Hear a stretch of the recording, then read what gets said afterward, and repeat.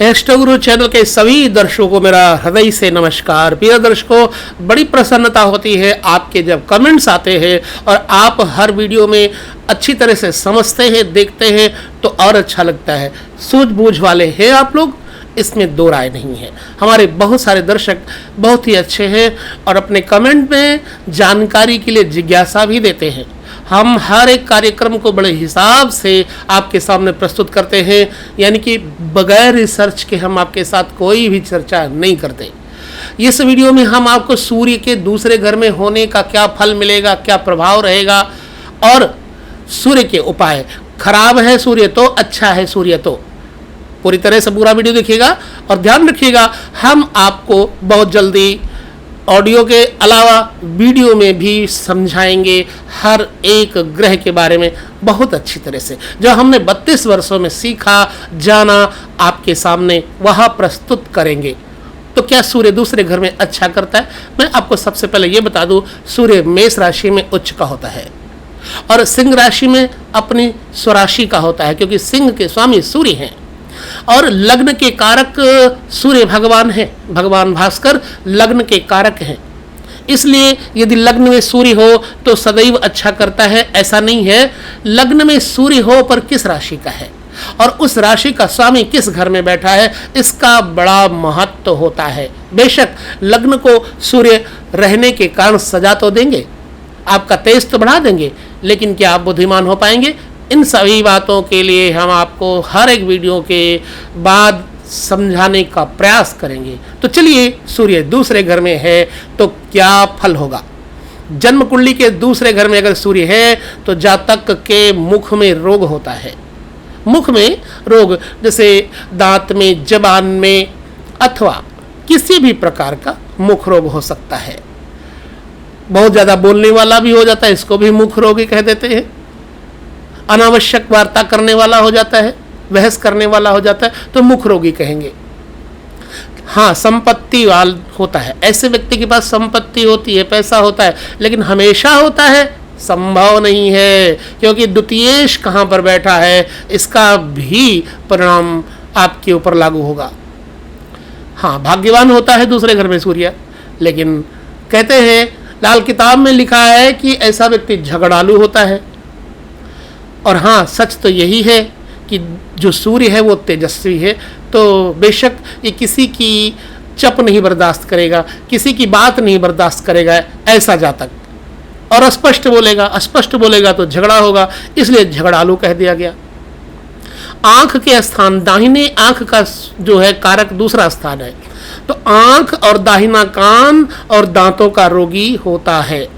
राज से भय होता है, यानी कि राज्य सरकार से भय होता है। पैसा बहुत हो जाए तो भी भय होता है। स्त्री के लिए कुटुंबियों से झगड़ने वाला ऐसा होता है ऐसा व्यक्ति। पत्नी के लिए, स्त्री के लिए अपने ही कुटुंबियों से झगड़ जाए। दूसरा स्थान कुटुंब का भी होता है मेरे प्रिय दर्शकों। कान और दांत के रोग के अलावा स्त्री के लिए कुटुंबियों से झगड़ जाए, क्या ये अच्छी बात है? नहीं ना।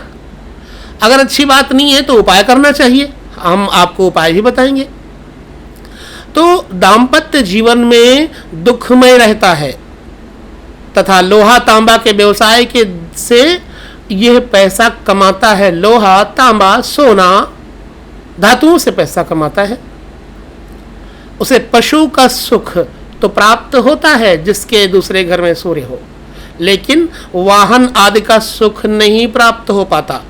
वो बात अलग की है कि चतुर्थेश की स्थिति क्या है, हम वाहन के ऊपर भी चर्चा करेंगे अगले वीडियो में। यदि सूर्य और राहु से के साथ बैठा हो दूसरे घर में तो उसे धन प्रचुर मात्रा में प्राप्त होता है, आवश्यकता से अधिक प्राप्त होता है। ऐसे जातक की स्मरण शक्ति थोड़ी कमजोर होती है। तो है ना ये बात दूसरे घर में सूर्य के ऊपर। अब अगर बुरा है तो अच्छा है तो उपाय क्या करें? बहुत अच्छा है तो उपाय क्या करें और बहुत बुरा है तो उपाय क्या करें?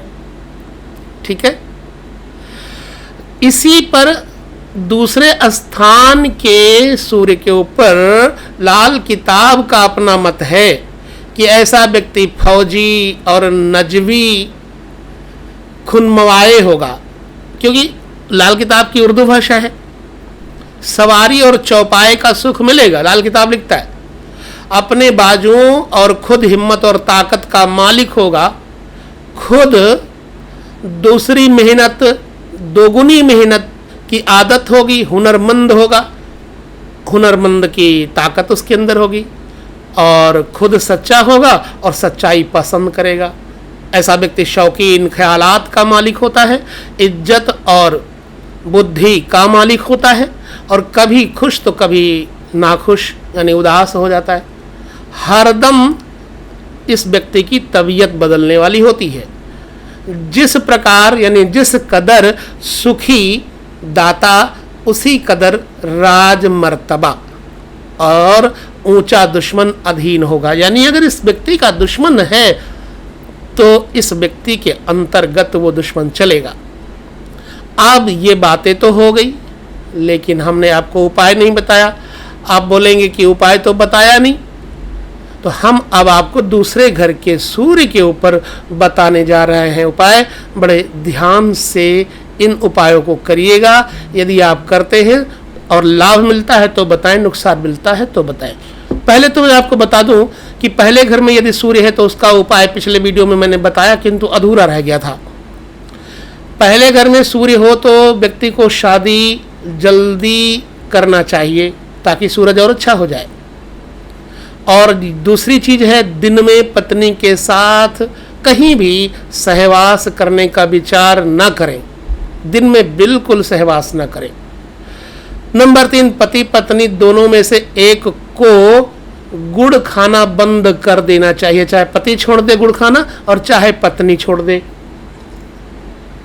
पानी का नल कहीं भी लगवा दिए तो ऐसा व्यक्ति भाग्यशाली बन जाता है।